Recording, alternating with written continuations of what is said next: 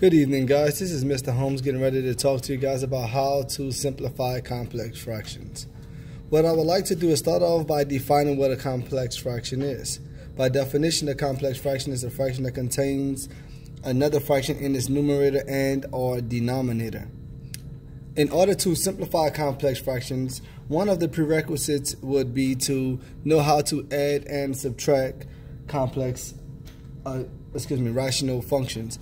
If you do not know how to add or subtract rational functions, I suggest you go and practice that before you start simplifying complex fractions. Here what I have for you guys is an example of a complex fraction. Here we have one solid fraction in the numerator and we have two solid fractions in the denominator. In order to simplify this complex fraction, we must first get one solid fraction in the denominator and then use the keep change method.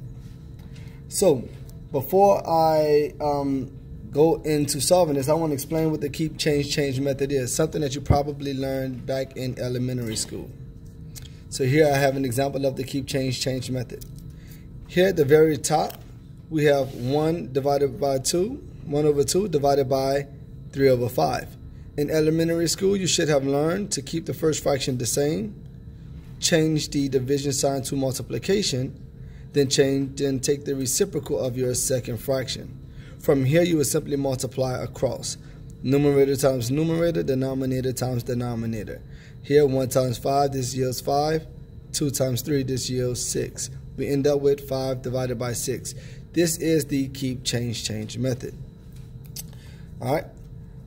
Now, with that being the case, what I want to do is start off by trying to get rid of these two fractions and get one solid fraction in my denominator.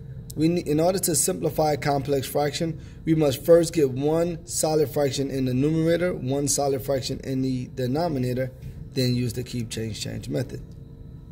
Here there's already one solid fraction, which is great, so we would keep this one solid fraction here. I will have my x plus 4 under 5.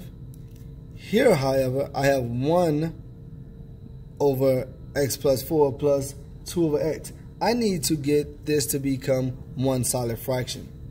In order to do this, I would cross multiply opposite numerator times opposite denominator over the product of the denominators themselves. What I mean when I say that is I will multiply 1 times x plus 2 times x plus 2. X plus 4.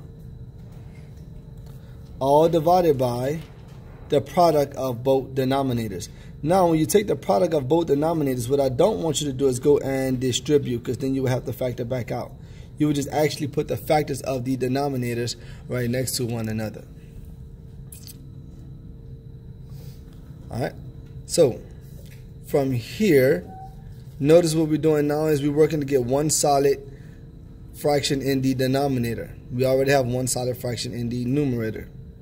From here, we would distribute and combine like terms. We will multiply 1 times x, which will yield 1x, and we will multiply 2 times x and 2 times 4. So I'm going to move this over here. My numerator will remain the same because I already have one solid fraction. In my denominator, I will multiply and get x plus 2x plus 4, plus 8 when I distribute that 2 into those sets of parentheses.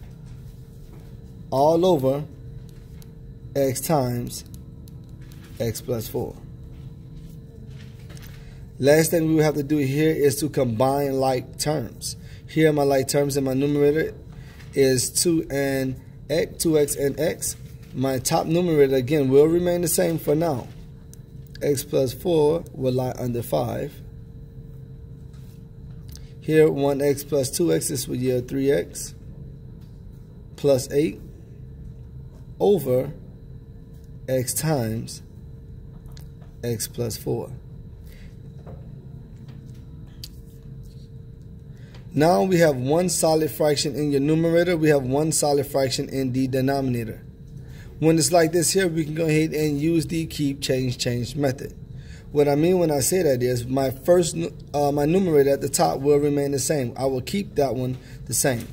So here I'm going to write 5 divided by x plus 4. I'm going to change my division into multiplication, and I'm going to multiply by the reciprocal of my old denominator. So the reciprocal will now be x times x plus 4 all over 3x plus 8. Now I have all factors exposed. I'm multiplying by the reciprocal. From here I can simply cancel out common factors. My common factors that I'm going to cancel out here, and I'll show you guys so you can get a better view instead of me just canceling out right now.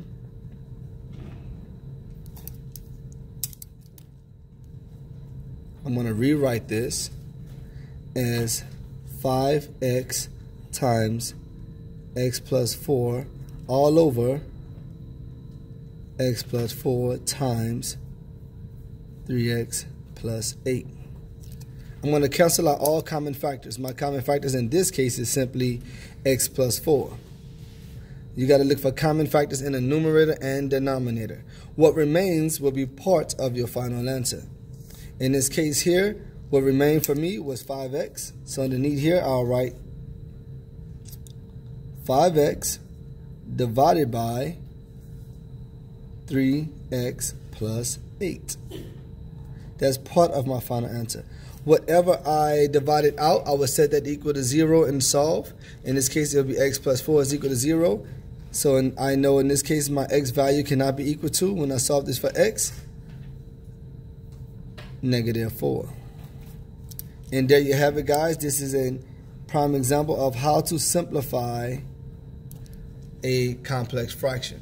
So just to go back and review what we just did, here you have a complex fraction. Here's the definition of a complex fraction. Here is where we started. What we did was we had to get one solid fraction in the numerator, one solid fraction in your denominator. In order to do that, we cross-multiplied opposite numerators times opposite denominators over the product of the denominators themselves, not actually distributing the factors. From here, we simplified my numerator, and simplifying it, we got 3x plus 8 over the denominators x times x plus 4.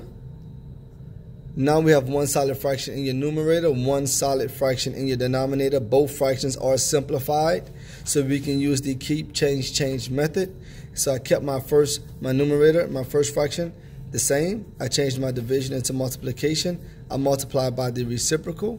When I did this, here I recognized common factors, and I divided out those common factors. What remained was part of my final answer, and I took this x plus 4, and I'll just show you as a side note.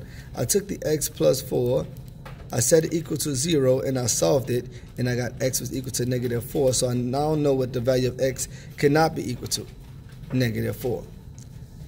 Guys, this is just one example of simplifying complex fractions. I will put another one up soon, but if you know Mr. Holmes, you know what I say. I hope you enjoyed this video and have a blessed day.